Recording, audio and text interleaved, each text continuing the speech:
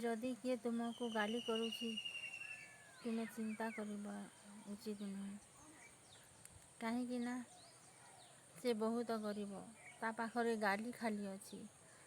ଆଉ ଠିକ୍ କଥା ତ, ସେ ତୁମକୁ ଗାଲି ଦେଉଛି ତ, କିଛି ନେଉନି। ଯଦି କୁକୁରଟି ଭୁକିଲା ତ ଆମେ କ'ଣ ତାକୁ ସେହି ରିପ୍ଲାଏ ଦେବା? ଭୁକିବାଟା କୁକୁରର ସ୍ୱଭାବ ସେମିତି, ସେ ଭୁକିବ। ଆମେ ବି ସେମିତି କ'ଣ କୁକୁର ଭଳିଆ ଭୁକିବା? କିଛି ଲୋକ ଏଇ ସଂସାରରେ ଅଛନ୍ତି କି ଓଲଟା ସିଧା କଥା କହନ୍ତି, ଗାଲି କରନ୍ତି, କ୍ରୋଧ କରନ୍ତି, ତ ତାଙ୍କର ସ୍ୱଭାବ ସେମିତିକା। ତମେ କାହିଁ ତାଙ୍କ ଭଳିଆ ସ୍ୱଭାବ କରିବ? ତୁମେ ତମ ମନକୁ ସବୁବେଳେ ପ୍ରସନ୍ନତା ରଖ, ଆନନ୍ଦରେ ରଖ।